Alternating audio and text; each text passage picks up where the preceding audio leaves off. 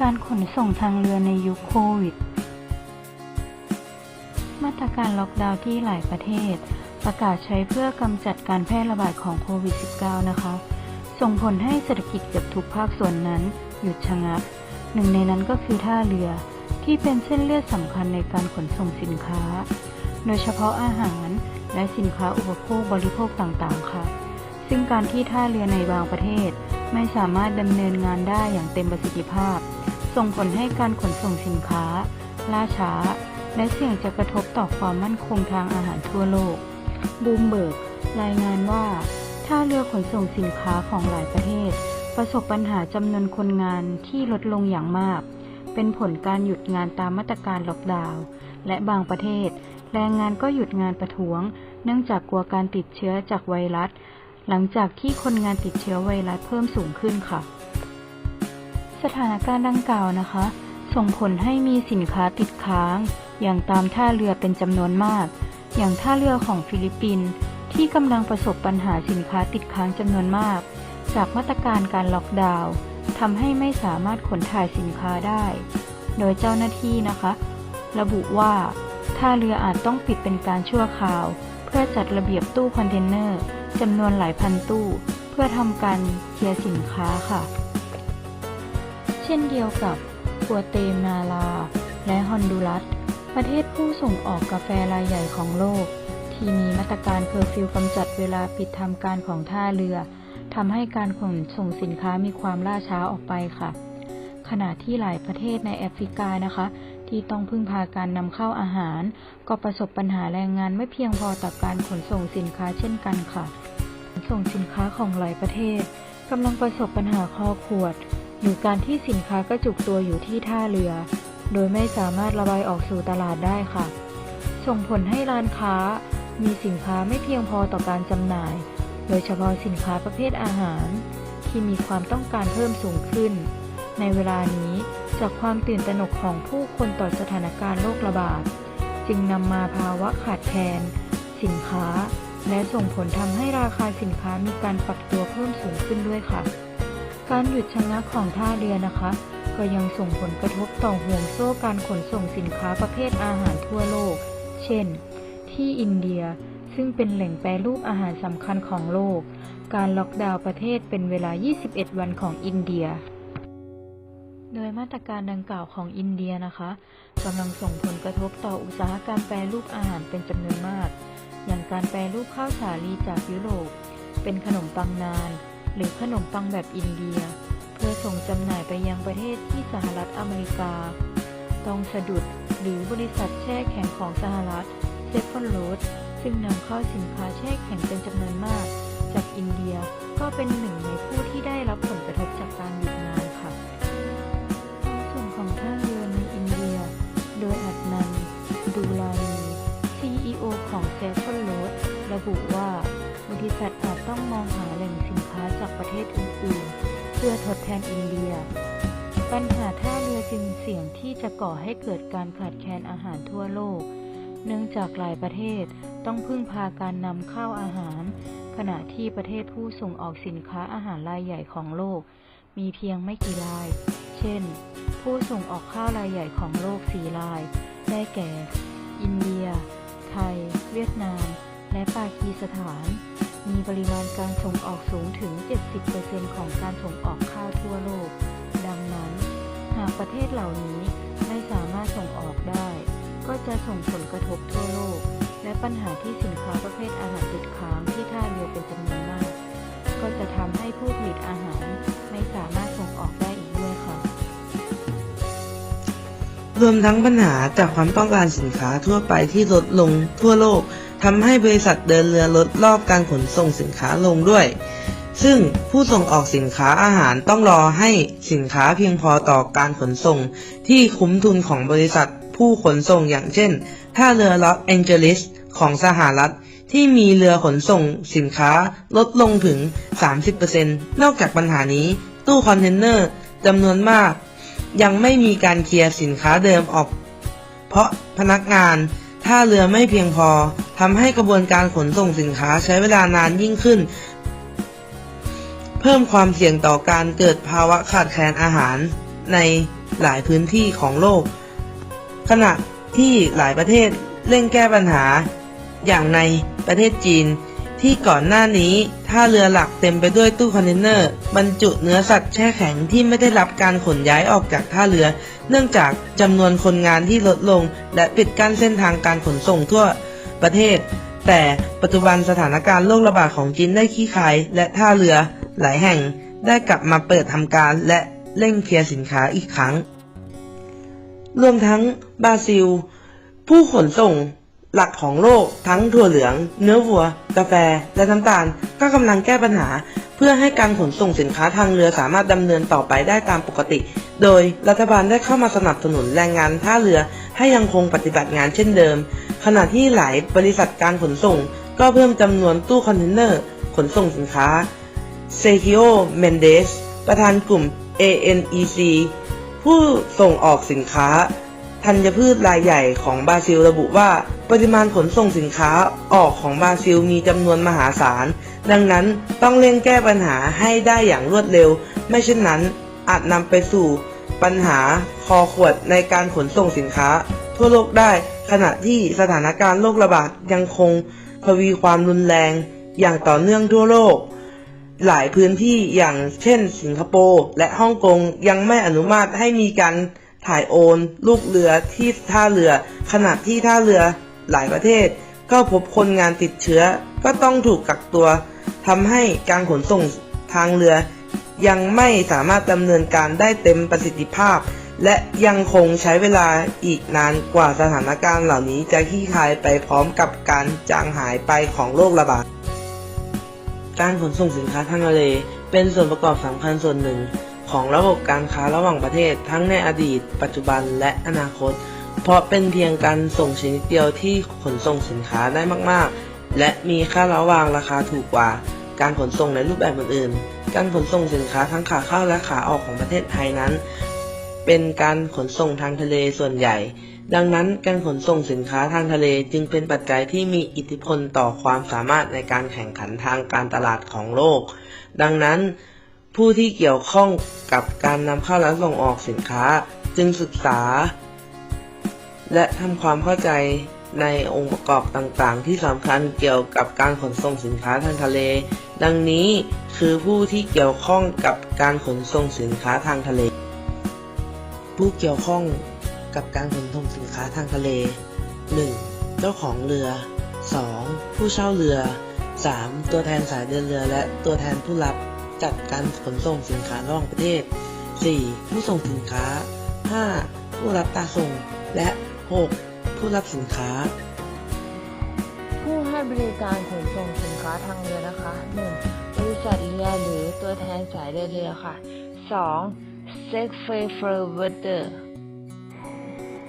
ค่ะบทบาทและหน้าที่ของผู้ให้บริการขนส่งสินค้าทางทะเลนะคะมีดังนี้ค่ะ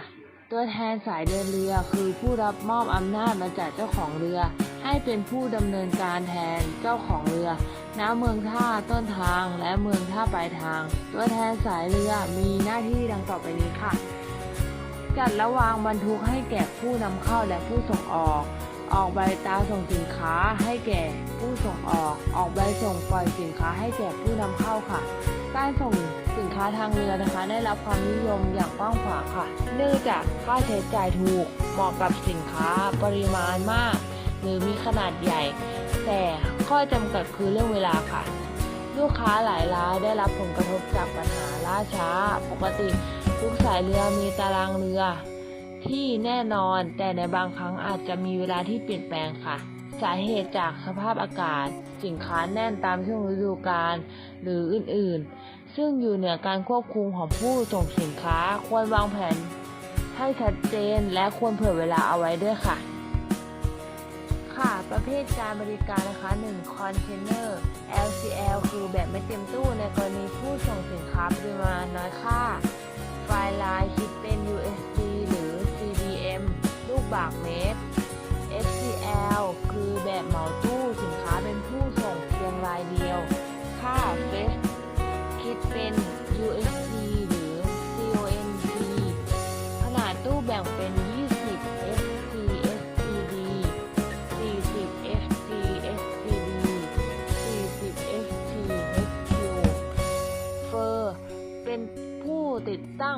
ทำความเย็นใช้บรรจุอาหารและสินค้าที่ต้องการควบคุมอุณหภูมิค่ะผู้ให้บริการขนส่งสินค้าทางเรือนะคะ 1. ก่อให้เกิดกิจการที่ต่อเนื่องเช่นการรับจัดการขนส่งสินค้าระหว่างประเทศค่ะ 2. ตัวแทนออก 3. การขนส่งต่อเนื่องหลายรูปแบบ 4. กิจการโลจิสติกส์ค่ะ ระบบการขนส่งทางทะเลประกอบไปด้วย การขนส่งสินค้าจากท่าเรือหนึ่งไปยังอีกท่าเรือหนึ่ง กิจกรรมบนท่าเรือที่เกี่ยวข้อง การขนถ่ายสินค้าขึ้นลงจากเรือเดินทะเล การคัดแยกและการบรรจุสินค้า การเคลื่อนย้ายสินค้า การเก็บรักษาสินค้า การขนส่งที่เชื่อมโยงเพื่อเคลื่อนย้ายสินค้าจากท่าเรือไปยังผู้รับสินค้าหรือกลับกัน กิจการที่เกี่ยวเนื่อง กิจการอู่เรือ กิจการท่าเรือบก กิจการการจัดการขนส่งสินค้าระหว่างประเทศ กิจการตัวแทน ออกขอ กิจการการขนส่งต่อเนื่องหลายรูปแบบ กิจการบริการด้านโลจิสติกส์ รูปแบบการบริการขนส่งสินค้าทางทะเล 1. บริการประจำเส้นทาง มีเส้นทางการเดินเรือที่แน่นอน มีการเก็บค่าระวางที่แน่นอน 2. บริการที่ไม่ประจำเส้นทางหรือเรือจร ขึ้นอยู่กับผู้ว่าจ้าง หรือเป็นไปตามข้อตกลง ประเภทหรือสินค้า เรือสินค้าประเภทกลอง เรือสินค้าประเภทหีบห่อ เรือสินค้าบรรจุตู้ เรือสินค้าโลที่ใช้ในการลากจูงบรรจุสินค้าขนจากเรือ อาจจะเป็นคู่คอนเทนเนอร์ใช้เครื่องจักรยนต์ก็ได้ การขนส่งระบบตู้คอนเทนเนอร์ โดยการขนส่งชนิดนี้ เป็นวิวัฒนาการของการขนส่งทางทะเลที่พัฒนาขึ้นจากในอดีต เนื่องด้วยความจำเป็นของสภาพสินค้าและค่าใช้จ่ายในการขนส่ง มีข้อดีคือสะดวกในการยกขนหรือเคลื่อนย้ายสินค้า ทั้งจากเรือถึงฝั่งภายในท่าเรือ จากท่าเรือไปยังผู้รับสินค้า ใช้ระบบขนส่งต่อเนื่องหลายรูปแบบเช่น รถไปรถไฟ รถไฟไปเรือ เรือไปรถ และประหยัดค่าแรงงาน เอกสารที่ใช้ในการขนส่งทางทะเล เช่น ใบจองเรือ โดยมีรายละเอียดดังนี้ เช่น รายละเอียดชื่อผู้ส่ง ผู้รับสินค้า เมืองท่าต้นทางหรือปลายทาง ชื่อสินค้า จำนวนหีบห่อ น้ำหนักเป็นต้นครับ 2. ใบยืนยันการจองสำหรับการออกหรือขาออกนั่นเอง 3. ใบกลางตรงสินค้า โดยมีทั้งต้นฉบับและสำเนาสำหรับขาเข้า โดยขาออกก็จะได้รับก็ต่อเมื่อเรือได้รับบรรทุกและเดินทางออกจากท่าเรือและนำไปส่งให้ผู้รับสินค้าที่ปลายทางแล้ว 3. บัญชีสินค้าที่มากับท่าเรือสำหรับขาเข้านะครับ 4. เลขสั่งปล่อยสินค้าสำหรับขาเข้าสำหรับประเภทของท่าเรือโดยแบ่งได้2ประเภทคือแบ่ง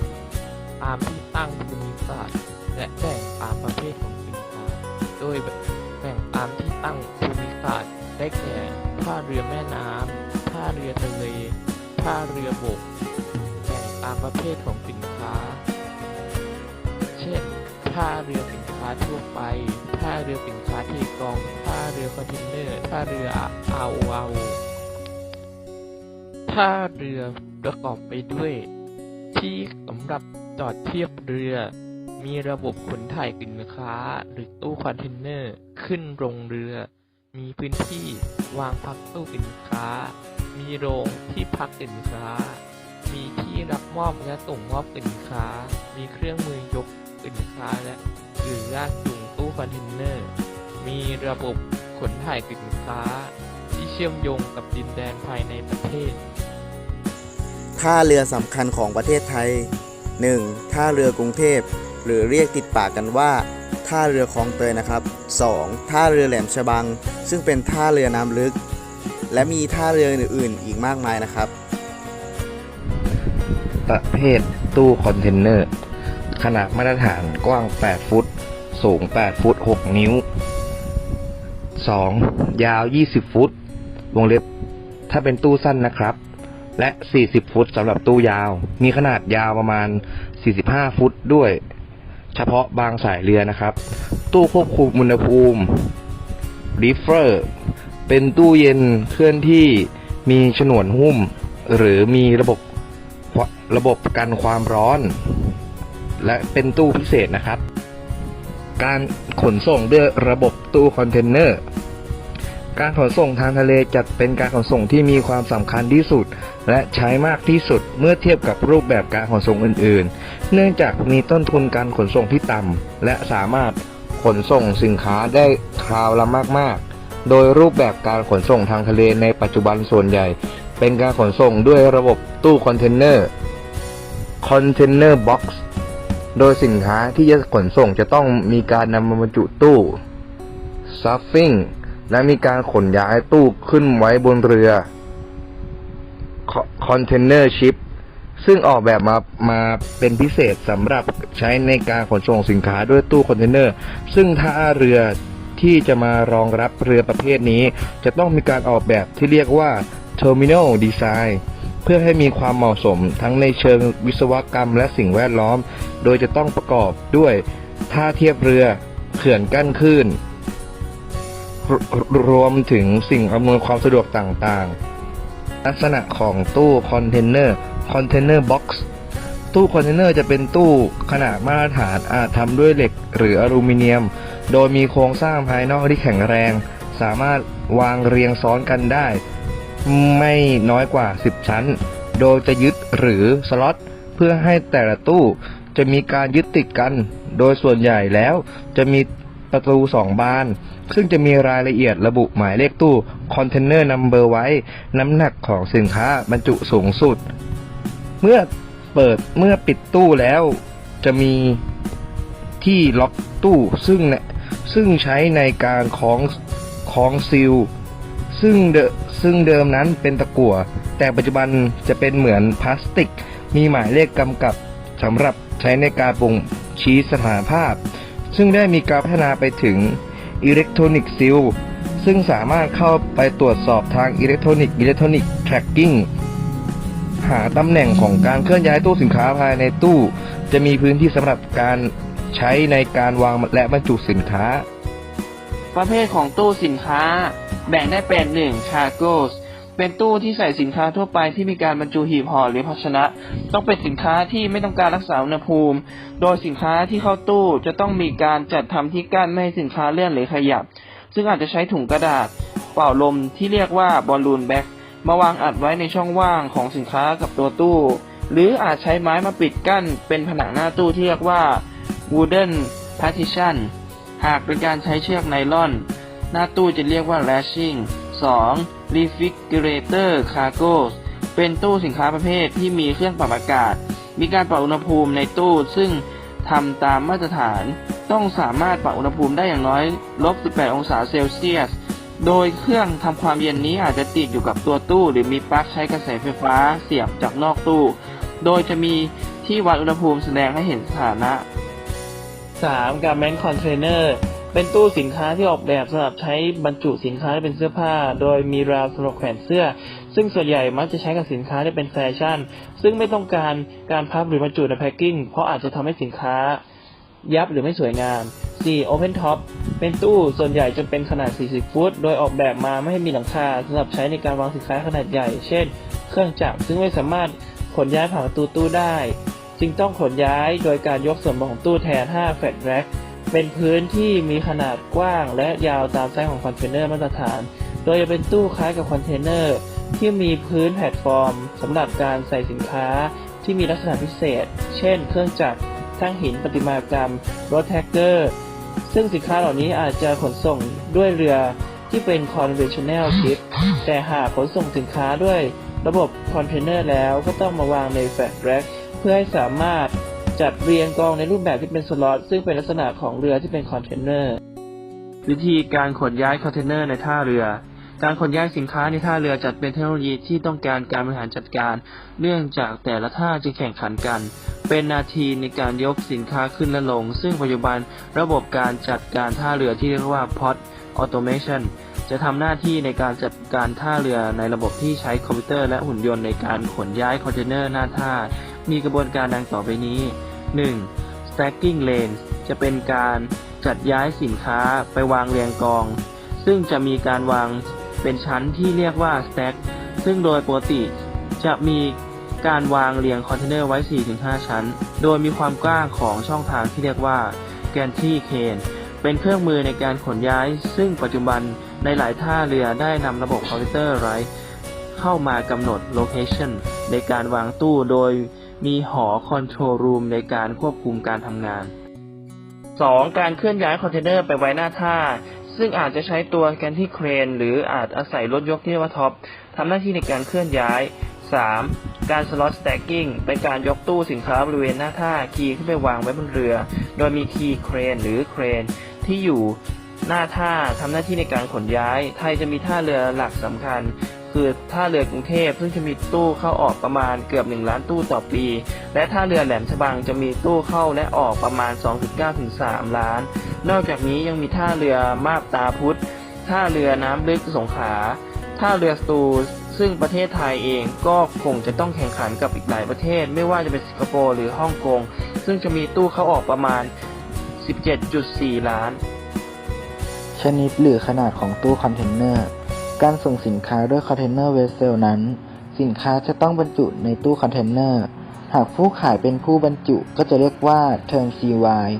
หากบริษัทเรือเป็นผู้บรรจุตู้สินค้าในท่าเรือ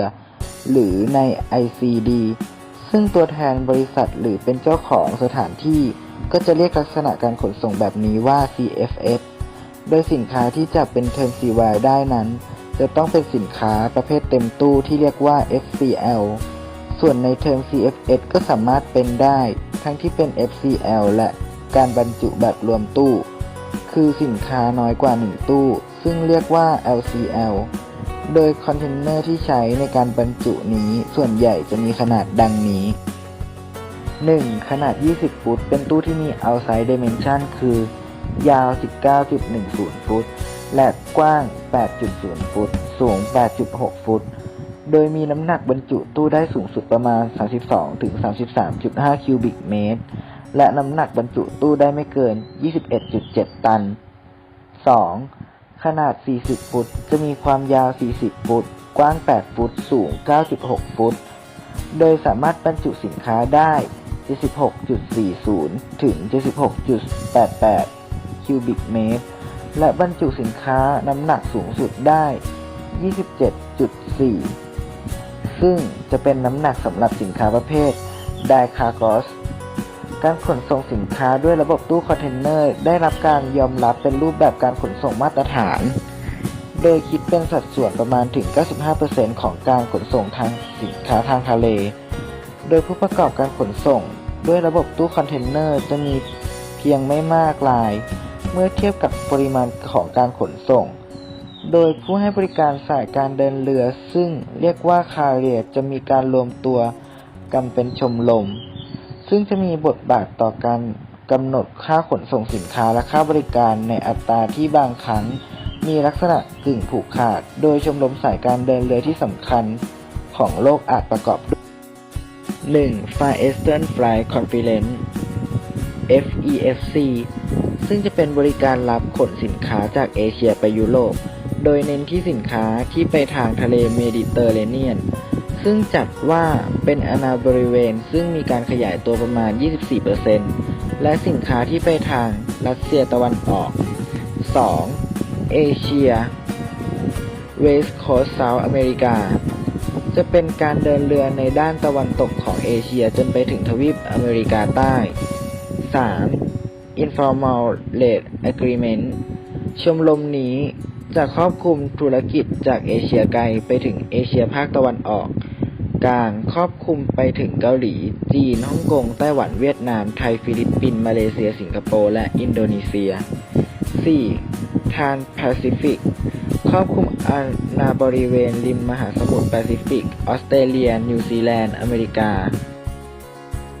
วิธีการคิดค่าระวางเรือหรือค่าไฟลท์เนื่องจากในปัจจุบันการขนส่งสินค้าส่วนใหญ่จะใช้การขนส่งทางทะเลด้วยเรือประเภทคอนเทนเนอร์ชิพจึงควรเข้าใจถึงลักษณะและประเภทของคอนเทนเนอร์ซึ่งจะเป็น durable packing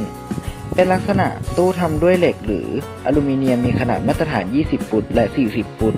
ซึ่งบริษัทเรือจะต้องเป็นผู้เตรียมตู้คอนเทนเนอร์โดยผู้ที่จะใช้ตู้ต้องทำการจองตู้โดยเอกสารที่เรียกว่า shipping particular หรือที่เรียกกันง่ายๆว่า by booking ซึ่งรายละเอียดจะต้องคล้องจองกับ letter of credit ซึ่งเอกสารที่ใช้ในการเป็นใบรับสินค้าของตัวแทนบริษัทเรือจะเรียกว่า bill of lading หรือใบตราส่งซึ่งเป็นเอกสารสำคัญในการเป็นเอกสารในการเรียกเก็บเงินจากธนาคารซึ่งเรียกว่า bank negotiated process ในการซื้อขายสินค้าระหว่างประเทศคู่ค้าจะต้องมีการตกลงระหว่างผู้ซื้อหรือผู้ขายจะเป็นคนจ่ายค่าระวางเรือที่เรียกว่า freight charge หากผู้ขายสินค้าเป็นผู้ชำระก็จะเรียกว่า freight prepaid หากจะให้ซื้อเป็นผู้ชำระค่าระวางเรือเมื่อถึงปลายทางก็เรียกว่า freight coverage ครับสำหรับการคิดค่าระวางเรือนะครับ Freight Charge Basic นะครับข้อหนึ่งเนี่ยก็คือเป็นเวทตันนะครับเป็นหน่วยตันคำนวณจากน้ำหนักสินค้าที่บรรทุกและจะมีอัตราการคิดที่แตกต่างกันไปนะครับตามแต่ละประเภทของสินค้า 2. คำนวณจาก Measurement นะครับโดยคำนวณจากปริมาณของสินค้าคือเป็นการวัดขนาดของสินค้าก็คือกว้างคูณยาวคูณสูงคำนวณออกมาเป็นสูตรลูกบาศก์เมตรนะครับก็คือ M3 หรือไม่ก็ CMB มักจะใช้กับสินค้าที่มีลักษณะเป็นบล็อกนะครับคือมีลักษณะเป็นไซส์ Incentive นะครับเช่นเสื้อผ้าฝ้ายอย่างเงี้ยเป็นต้นนะครับแต่ทั้งที่จะต้องมีการชั่งน้ำหนักนะครับโดยเปรียบเทียบว่าหากน้ำหนักเป็นหน่วยตันเนี่ยสูงกว่าก็จะคิดค่าระวางเรือจากน้ำหนักนะครับผมข้อ 3 ก็คือคำนวณจาก V นะครับ at volume rate good คือดีกรีที่สินค้ามีราคาสูงกว่าถึงแม้ว่าจะมีปริมาณน้อยน้ำหนักไม่ค่อยมากแต่ต้องได้รับการดูแลเป็นพิเศษการคิดค่าระวางเรือเนี่ยจะคิดเพิ่มอีก 3-5 เท่าของมูลค่าสินค้าเลยนะครับ 4. ค่าระวางพิเศษนะครับได้แก่ค่าใช้จ่ายทั้งหลายที่บริษัทหรือว่าเรือเนี่ยคิดเพิ่มจากค่าระวางพื้นฐานนะครับซึ่งประกอบด้วยเป็นหัวข้อย่อยนะครับ4หัวข้อก็คือ 1. ค่าระวางเซอร์เชงนะครับเป็นค่าใช้จ่ายพิเศษที่มีการเรียกเก็บเพิ่มนะครับเนื่องในกรณีต่างๆเช่นภัยสงครามหรือในช่วงที่มีการพีคซีซั่นนะครับข้อที่2นะครับก็คือ terminal handling นะครับ handling change นะครับก็คือเป็น THC นะครับเป็นค่าใช้จ่ายที่เกิดขึ้นจากการขนถ่ายสินค้าทั้งต้นทางและปลายทางนะครับได้แก่การใช้เครนที่เรียกว่าท็อปคือค่าภาระแล้วก็ค่าลากตู้สินค้านะครับข้อ 3 ก็คือ bunker adjustment นะครับ factor ก็คือ BAF เป็นค่าระวางพิเศษนะครับชดเชยภาระค่าน้ำมันเชื้อเพลิงที่มีการปรับตัวสูงขึ้นเนื่องจากการเกิดวิกฤตด้านน้ำมันซึ่งทำให้บริษัทเรือเนี่ยมีต้นทุนที่สูงขึ้นกว่าต้นทุนปกตินะครับผมจะมีการเรียกเก็บค่า BAF เนี่ยที่เรียกกันง่ายๆว่าคือ บันเกอร์เชงนะครับก็ซึ่งอาจจะขึ้นและลงได้นะครับ ไปตามดุลยภาพของดีมานด์กับซัพพลายนะครับ ข้อที่ 4 ก็ currency adjustment factor นะครับก็คือ CAF เป็นค่าปรับอัตราแลกเปลี่ยนเงินตราโดยค่าระหว่างเรือส่วนมากจะเรียกเก็บเป็นเงินสกุลดอลลาร์สหรัฐหากกรณีอัตราแลกเปลี่ยนมีการแปรผันเนี่ยทางบริษัทเรือก็จะมีการเรียกเก็บเพิ่มอีกต่างหากนะครับครับก็จะมีเพิ่มเติมอีก4ข้อนะครับก็จะรวมกันเป็น8ข้อก็มาข้อที่5เลยนะครับก็คือ congestion surcharge นะครับเป็นค่าใช้จ่ายพิเศษเนื่องจากความแออัดในท่าเรือเป็นค่าใช้จ่ายที่เรียกเก็บเนื่องจากในบางท่าเรือเนี่ยอาจจะมีการบริหารจัดการเวลาที่ไม่ดีอาจทำให้การขนส่งเคลื่อนย้ายตู้สินค้าเนี่ยครับ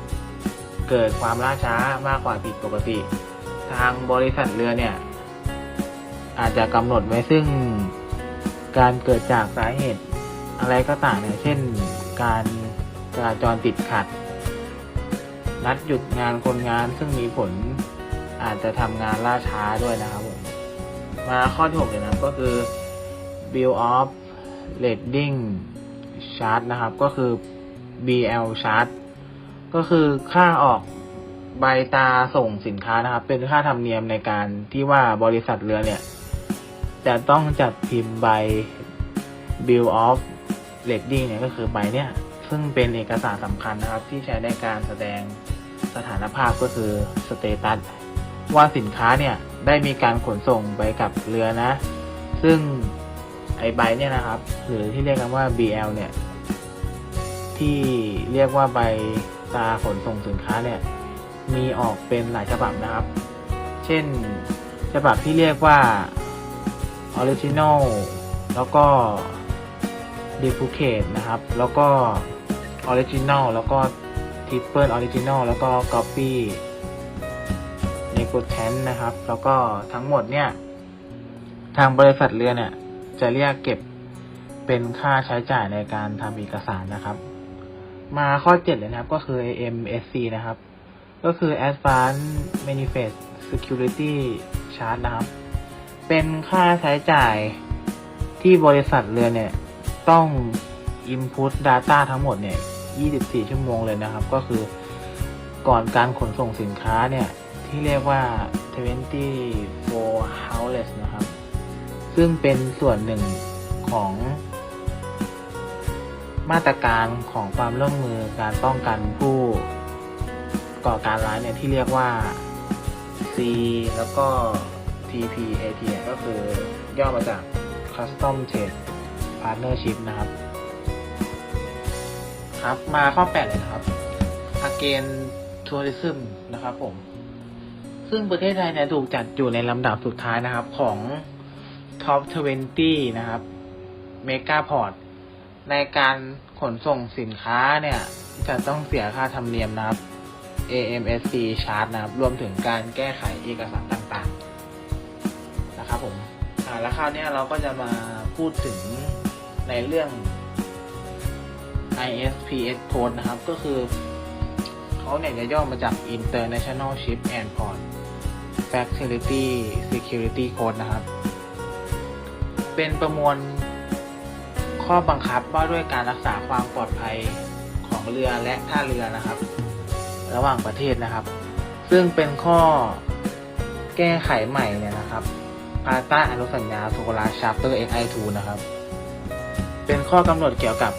แนวทางการปฏิบัติในการรักษาความปลอดภัยทางทะเลนะครับผมโดยมุ่ง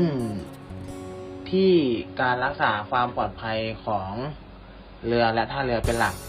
โดยกำหนดให้มีการประเมินสถานการณ์ความเสี่ยงเนี่ยในระดับต่างๆและกำหนดมาตรการความรักษาความปลอดภัยนะครับที่เหมาะกับระดับความเสี่ยงประกอบด้วย 1. เรือ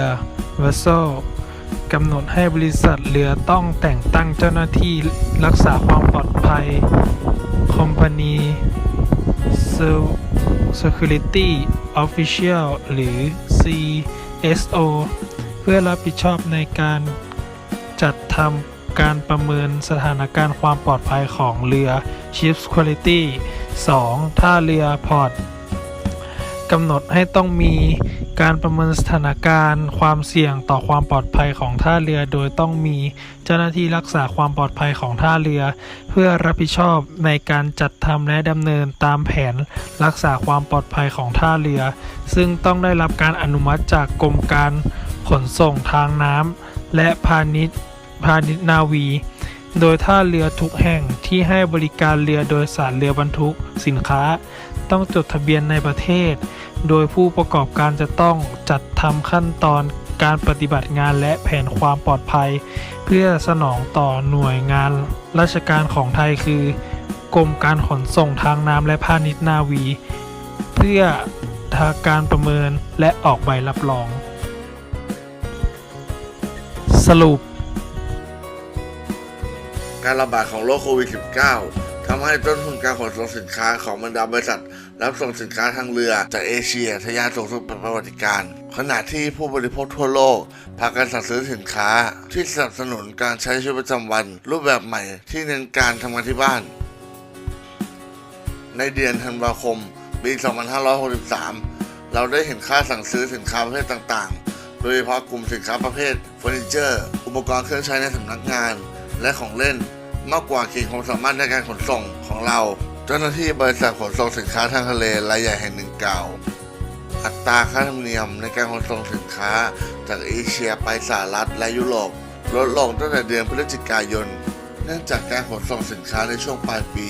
ที่เป็นฤดูกาลช้อปปิ้งไม่คึกคักเหมือนทุกปีแต่ความต้องการสินค้าหลายรายการในเดือนมกราคมยังคงแข็งแกร่งและไม่มีสัญญาณว่าจะปรับตัวลงข้อมูลจากเซี่ยงไฮ้ชิปปิ้งเอ็กซ์แชงระบุว่าอัตราค่าธรรมเนียมสำหรับตู้คอนเทนเนอร์ขนาด 40 ฟุตจากนครเซี่ยงไฮ้ไปสหรัฐปรับตัวเพิ่มขึ้น 150% เป็น $4,019 ในเดือนนี้ถือเป็นอัตราค่าธรรมเนียมสูงสุดเป็นประวัติการณ์ส่วนต้นทุนการขนส่งของตู้คอนเทนเนอร์ขนาด 20 ฟุตไปยุโรปเพิ่มขึ้น 4 เท่าเป็น $4,452 ใกล้แต่อัตราค่าธรรมเนียมสูงสุดเป็นประวัติการณ์เช่นกันขณะที่บริษัท Descartes Datamin บริษัทวิจัยสัญชาติอเมริกันระบุว่าจำนวนของตู้คอนเทนเนอร์ที่ขนส่งสินค้าจากเอเชียไปสหรัฐในเดือนพฤศจิกายนเพิ่มขึ้น 23.6% นำโดยกลุ่มสินค้าประเภทเฟอร์นิเจอร์ที่มีการขนส่งเพิ่มขึ้น 23.9% ของเล่นและอุปกรณ์กีฬาสินค้าประเภทเครื่องเล่นเกมทะยานขึ้น 21.6% ขณะที่สินค้าอื่นๆอย่างเช่นเหล็กเพิ่มขึ้นแค่ 1% ส่วนสินค้าที่เกี่ยวข้องกับยานยนต์เพิ่มขึ้น 5.9% ด้านส่วนขนส่งสินค้าทางเรือญี่ปุ่นระบุว่าขณะที่การขนส่งสินค้าไปยังทวีปยุโรปก็ขยายตัวด้วยเช่นกันแม้ว่าการแพร่ระบาดของโรคโควิด -19 ยังคงรุนแรงอยู่โดยปริมาณตู้คอนเทนเนอร์จากเอเชียไปยุโรปเพิ่มขึ้น 7% ในเดือนตุลาคมถือเป็นตัวเลขที่สูงสำหรับเดือนดังกล่าวแม้ว่าการขนส่งเฟอร์นิเจอร์ไปยุโรปจะไม่มากเท่าไปสหรัฐแต่ก็ยังมีความต้องการขนส่งสินค้าประเภทอื่นๆเพิ่มขึ้นอาทิคอมพิวเตอร์ส่วนบุคคลเพื่อสนับสนุนสภาพแวดล้อมการทำงานจากที่บ้านเจ้าหน้าที่คนหนึ่งจากบริษัทชิปปิ้งของตะวันตกกล่าวขณะที่กระแสนิยม e-commerce ในญี่ปุ่นไม่ได้เป็นปัจจัยเพียงอย่างเดียวที่หนุนให้ปริมาณการขนส่งสินค้าทางเรือเพิ่มขึ้นแต่การขนส่งสินค้าทางบกที่ใช้รถบรรทุกและส่วนกลางด้านโลจิสติกส์ที่ให้บริการขนส่งสินค้าไม่ทันก็เป็นปัจจัยสำคัญที่ทำให้การขนส่งสินค้าทางเรือขยายตัวต่อเนื่องและญี่ปุ่นก็เป็นแหล่งผลิตสินค้าประเภทต่างๆที่ตอบโจทย์ผู้บริโภคที่ต้องอยู่บ้านมากขึ้นอาทิเฟอร์นิเจอร์และเตียงนอนที่ติดท็อป 10 สินค้าที่มีการขนส่งทางเรือเพิ่มมากขึ้นเป็นตัวเลข 2 หลักราคาบ้านในญี่ปุ่นเดือนกันยายนปรับตัวลดลง 9.9% ลดลงติดต่อกันเป็นเดือนที่ 15แต่สินค้าในกลุ่มสื่อสารโทรคมนาคมกลับขยายตัวอย่างรวดเร็วและการจ่ายเงินเยียวยาให้ประชาชนทุกคนจำนวน 100,000 เยนหรือประมาณ$961ก่อนหน้านี้ท่ามกลางการระบาดของโรคโควิด -19 ช่วยกระตุ้นให้เกิดการซื้อสินค้าคงทนมากขึ้น พฤติกรรมของผู้บริโภคที่เปลี่ยนแปลงไป โดยเฉพาะการดำเนินชีวิตและการช้อปปิ้งส่งผลกระทบโดยตรงต่อเครือข่ายการขนส่งสินค้า การหันไปเน้นซื้อสินค้าทางออนไลน์ทำให้เกิดภาวะตึงตัวด้านการขนส่งสินค้าทางบก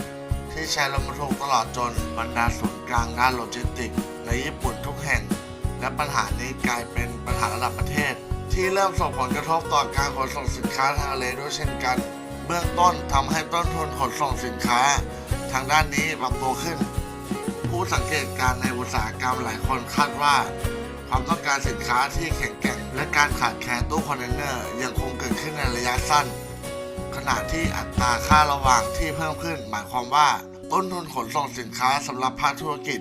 จะพลอยเพิ่มขึ้นไปด้วยและท้ายที่สุดผู้บริโภคอาจต้องซื้อสินค้าในราคาที่แพงขึ้น